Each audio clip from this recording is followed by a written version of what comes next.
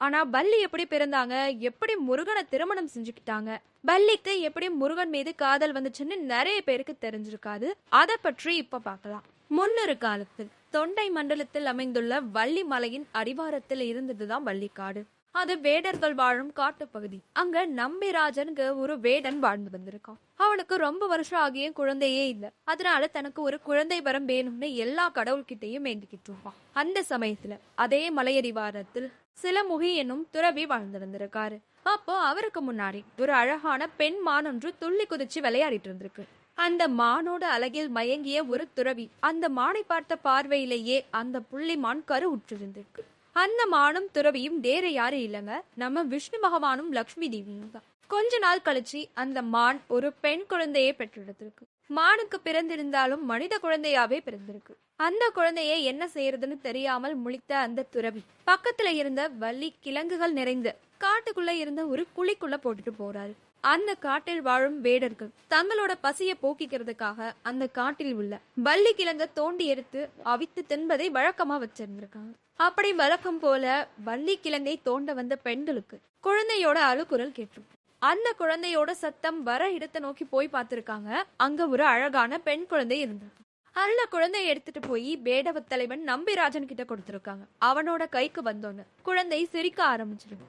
குழந்தையோட முகத்தில் தெரிந்த தெய்வீக கலை பார்த்து குழந்தை இல்லாத தனக்கு இறைவன் கொடுத்த வரப்பிரசாதம்னு சொல்லி தன்னோட குழந்தையாவே ஏத்துக்கிட்டா நம்பிராஜன். வள்ளி கிழங்குகளுக்கு நடுவுல இருந்து எடுக்கப்பட்டதால அந்த குழந்தைக்கு வள்ளி என்றே பெயர் சூட்டி ரொம்ப பாசமா வளர்த்து வந்திருக்கான். வள்ளி ரொம்ப அழகான பெண்ணாகவும் தீவிரமான முருக பக்தியாகவும் வளர்ந்து வந்திருக்காங்க.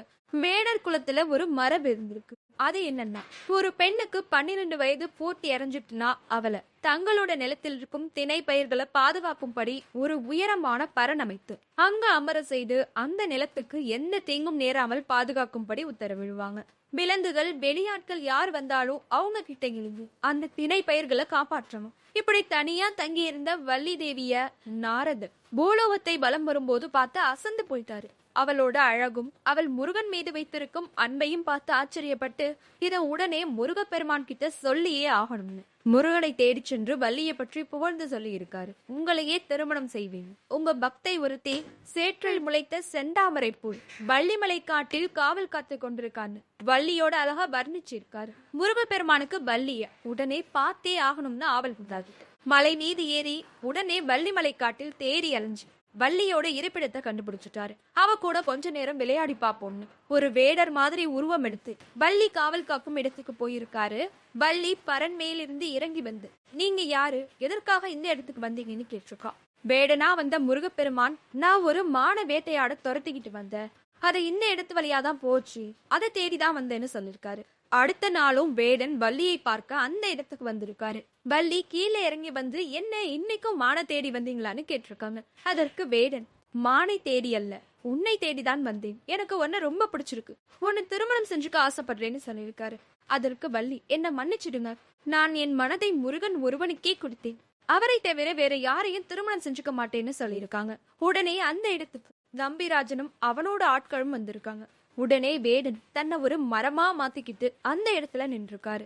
நம்பிராஜனுக்கு சந்தேகம் இருக்கு. ஏதோ பேச்சு சத்தம் கேட்டுச்சு, இந்த இடத்துல இந்த மரம் இதுக்கு முன்னாடி இல்லையே, இப்ப இப்படி புதுசா இருக்குன்னு தன்னோட வேலையாட்களை கூப்பிட்டு மரத்தை வெட்ட சொல்லியிருக்கான். வேலையாட்களும் வெட்ட போறப்போ அவங்கள தடுத்து நிறுத்தி எனக்கு நிழலா இந்த மரம் இருக்கு, வெட்ட வேணாம்னு சொல்லியிருக்காங்க. தன்னோட மகள் சொன்னதுக்காக நம்பிராஜனும் அந்த மரத்தை வெட்ட வேணாம்னு சொல்லிட்டு திரும்பி போயிடுறாங்க. மறுபடியும் மரத்திலிருந்து வேடனா மாறிய முருகப்பெருமான் உனக்கும் என் மீது காதல் உள்ளது, என்னை திருமணம் செஞ்சுக்கோயேன்னு சொல்லியிருக்காரு. நான் ஒரு மனிதாபிமானத்துலதான் உங்களை காப்பாத்தினேன், என் மனம் முழுவதும் முருகன் தான் நிறைந்திருக்காருன்னு தெளிவா சொல்லிட்டு பரன் மீது ஏறி உட்கார்ந்துருக்காங்க வள்ளி. வேடனும் சோகமா அந்த இடத்தை விட்டு கிளம்பி போயிடுறாரு.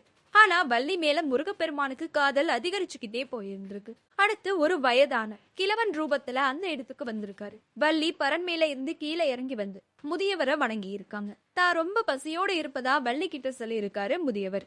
வள்ளி தன்னோட அப்பா தனக்கு சாப்பிட கொடுத்திருந்த எல்லா பழங்களையும் முதியவர்கிட்ட கொடுத்து சாப்பிட சொல்லியிருக்கா. அந்த முதியவரும் எல்லா பழங்களையும் வயிறு முட்ட சாப்பிட்டிருக்காரு. பசி அடங்கிட்டான்னு கேட்டிருக்கா. எனக்கு தாகமா இருக்குதுன்னு சொல்லியிருக்காரு. பக்கத்துல உள்ள ஆற்றங்கரைக்கு அழைச்சிட்டு போய் இந்த நீர் ரொம்ப சுத்தமானதாகவும் சுவையானதாகவும் இருக்கும், குடிங்கன்னு சொல்லியிருக்கா. இந்த வயசான கிழவனால அதெல்லாம் முடியாது. நீ ஏன் உன் கையால எடுத்துட்டு வந்து எனக்கு தண்ணீர் குடுமான்னு சொல்லியிருக்காரு. வள்ளியும் மனிதாபிமானத்தோடு அவளோட கையாலேயே தண்ணீரை கொடுத்து பருக சொல்லியிருக்கா. தாகம் தீர்ந்ததும் இப்ப உடம்பு பரவாயில்லையான்னு கேட்டிருக்காங்க. அந்த முதியவர், என் உடம்பு சரியாகிட்டு, ஆனா என் மனசுதான் சரியாகல. நீ என்ன திருமணம் செஞ்சுக்கிட்டாதான் என் மனம் சரியாகும்னு சொல்லியிருக்காரு. வள்ளி கோபத்தோட உச்சிக்கே போயிருக்கா. போயா, வயசானவராச்சேன்னு உதவி செஞ்சா இந்த வயசுல உனக்கு கல்யாண ஆசை வருதான்னு தன்னோட பரனுக்குள்ள செல்ல போயிருக்கா. முருகப்பெருமான் தன்னால வள்ளியோட மனதை கவர முடியலன்னு தன் அண்ணனான கணேசனை உதவிக்கு கூப்பிட்டுருக்காரு. விநாயகரும் தம்பிக்கு உதவி செய்ய ஒரு பெரிய யானை போல வந்து வள்ளிய துரத்தி இருக்காரு. வள்ளி ஓடி வந்து அந்த வயசானவர் பின்னாடி ஒளிஞ்சுக்கிட்டு தன்னை காப்பாத்துங்கன்னு சொல்லியிருக்கா. நான் உன்னை காப்பாத்துறேன், ஆனா நீ என்ன திருமணம் செஞ்சுக்கணும்னு சொல்லியிருக்காரு. கடுப்பான வள்ளி, யானை மிதிச்சு செத்தாலும் சாவேன்னு தவிர முருகனை தவிர வேற யாரையும் நான் திருமணம் செஞ்சுக்க மாட்டேன்னு யானை முன்னாடி வந்து நின்றுக்கா. விநாயகர் வள்ளியோட உண்மையான அன்பை பார்த்து ஆச்சரியப்பட்டு அந்த இடத்துல இருந்து மறைஞ்சு போயிட்டாரு.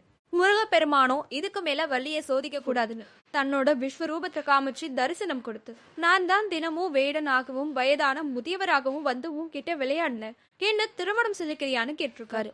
வள்ளிக்கு ஆனந்த கண்ணீரே வந்திருக்கு. இதற்காகத்தான் இத்தனை நாட்களாக காத்து கிடந்தேன்னு முருகனோட காலை பிடிச்சு அழுதுருக்காங்க.